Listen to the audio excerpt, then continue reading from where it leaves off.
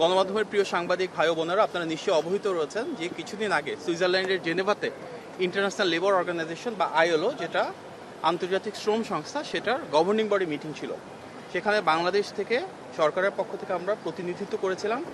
শ্রম এবং কর্মসংস্থানের মাননীয় মন্ত্রী আরিফুল হক চৌধুরী ছিলেন সেখানে।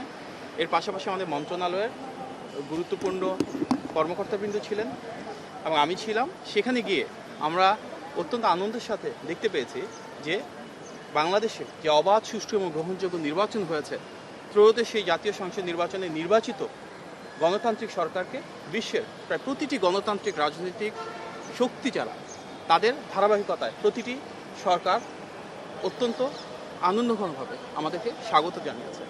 আমাদের নির্বাচিত প্রধানমন্ত্রী, গণমানুষের নেতা জনাব তারেক রহমানকে প্রতিটি দেশ থেকে অভিনন্দন জানানো হয়েছে এবং আমাদের এই সরকারের সাথে একসাথে কাজ করার জন্য, সহযোগিতার জন্য আহ্বান জানানো হয়েছে।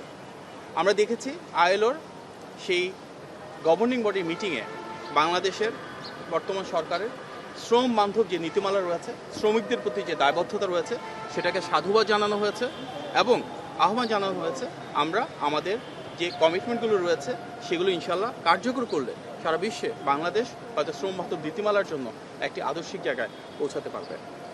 সেখানে আমরা আইএলওর যিনি মহাপরিচালক রয়েছে ওনার সাথে মিটিং করেছিলাম এবং ওনাকে আহ্বান জানিয়েছি ইনশাল্লাহ জুন মাসে আইএলওর মহাপরিচালক বাংলাদেশে আসবেন এবং তিনি আমাদের মাননীয় প্রধানমন্ত্রীর সাথে ইনশাল্লাহ দেখা করবেন।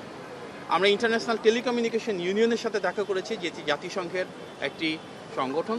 সেখানে ওনারা ইন্টারন্যাশনাল টেলিকমিউনিকেশন ইউনিয়নের যিনি মহাপরিচালক, আমাদের যে টেকনোলজিক্যাল পলিসিগুলো রয়েছে, প্রযুক্তিগত যে উৎকর্ষ রয়েছে সরকারের বিভিন্ন কর্মযজ্ঞকে, সেটাকে সমর্থন জানিয়েছেন, সেটাকে সাধুবাদ জানিয়েছেন এবং জাতিসংঘের মহাসচিবের পক্ষ থেকে জুলাই মাসে ওনাদের আর্টিফিশিয়াল ইন্টেলিজেন্স নিয়ে জেনেভাতে একটা প্রোগ্রাম হবে। সেই ইভেন্টে আমাদের মাননীয় প্রধানমন্ত্রীকে জাতিসংঘের মহাসচিবের পক্ষ থেকে ইনভাইট করা হয়েছে। আমরা আইএলওর সেই গভর্নিং বডির একটা পর্যায়ে সৌদি আরবের সাথে দ্বিপাক্ষিক মিটিংয়ে অংশগ্রহণ করি।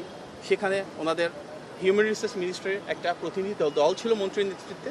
সেখানে বাংলাদেশ থেকে কিভাবে সৌদি আরবে আরও বেশি দক্ষ এবং যোগ্য শ্রমিক আমরা পাঠাতে পারি, আমাদের যেসব টেকনিক্যাল ট্রেনিং ইনস্টিটিউট রয়েছে সেখানে কিভাবে একসাথে কোলাবোরেশন বাড়াতে পারি, আরবি ভাষা শিক্ষার ক্ষেত্রে কিভাবে সৌদি আরবের যে কারিগরি উৎকর্ষ রয়েছে সেটাকে আমরা ব্যবহার করতে পারি, এই ধরনের দ্বিপাক্ষিক সম্পর্ক উন্নয়নে আলোচনা হয়েছে।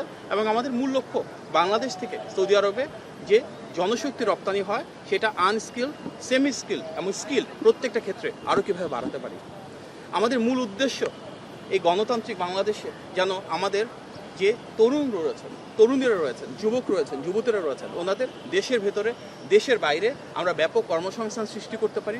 সেই জন্য ওনাদেরকে দক্ষ এবং যোগ্য হিসেবে গড়ে তোলার জন্য আমাদের মাননীয় প্রধানমন্ত্রী যেভাবে তৃতীয় ভাষার উপর গুরুত্ব আরোপ করছেন, সেই ভাষা শিক্ষার মাধ্যমে ওনাদেরকে সারা বিশ্বের জন্য একটি রোল মডেল কান্ট্রি গড়ে তুলতে পারি জনশক্তি রপ্তানিতে। সেই জন্য সৌদি আরবের সাথে আমাদের আলোচনা হয়েছে। সামগ্রিকভাবে সুইজারল্যান্ডের জেনেভাতে আমাদের যে ভিজিট, তার মাধ্যমে সমগ্র বিশ্ব থেকে গণতান্ত্রিক বাংলাদেশ সরকারের প্রতি যে সমর্থন এবং সাধুবাদ এবং গণমানুষের নেতা নির্বাচিত প্রধানমন্ত্রী জনাব তারেক রহমানের প্রতি স্বতঃস্ফূর্ত সমর্থন এবং জনগণের এই সমর্থনের প্রতি সামগ্রিক বিশ্বের যে আবেগ, আকর্ষণ রয়েছে সেটা প্রতিফলিত হয়েছে। আমরা বিশ্বাস করি শ্রমবান্ধব নীতিমালার মাধ্যমে মাননীয় প্রধানমন্ত্রীর নেতৃত্বে ইনশাল্লাহ আমরা শ্রম অধিকার সেভাবে সুরক্ষিত রাখব এবং নিশ্চিত করব যে আগামীর বাংলাদেশে শ্রমিক, মালিক সবাই কাঁধে কাঁধ মিলিয়ে এই দেশটাকে সামনের দিকে এগিয়ে নিয়ে যায়। আপনার সবাইকে অনেক ধন্যবাদ। আসসালামু আলাইকুম। ইউরোপীয় ইউনিয়নের রাষ্ট্রদূতের সঙ্গে সেই মিটিং এখনো চলমান রয়েছে। মিটিং সমাপ্ত হওয়ার পরে সেটি নিয়ে প্রেস ব্রিফিং করা হবে এখানে। ধন্যবাদ। আসসালামু আলাইকুম। Thank you.